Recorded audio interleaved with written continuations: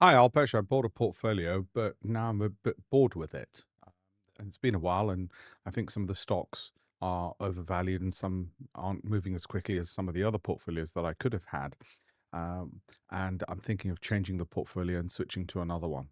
This is a common uh, complaint that people will often have about their portfolios, even when they've got good quality companies. What they're effectively doing is exhibiting a behavioral problem of buyer's remorse. You might know it when you go down the high street, you buy something, you really wanted it, and then as soon as you bought it, you get home, you think, I'm not sure, I don't really want it. And buyer's remorse is a common psychological phenomenon. Most psychological phenomenons uh, are of the nature that they'll make you poorer. So the natural conclusion with this one is that the individual wants to scratch the itch to trade without having the data or credentials or ability to trade.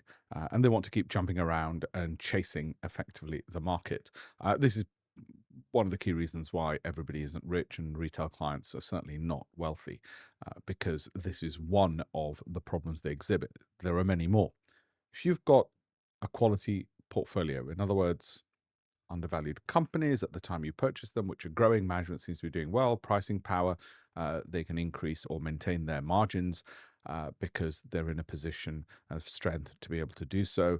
They've got good historical performance with very little downside movements, good strong cash flow generation. You've got all of these factors in there, then leave it alone. Of course, what you are tempted to do is to keep trading back and forth based on news items, staring at your portfolio, and so on. And it's the paradox of investing. The paradox of investing is you can't trade.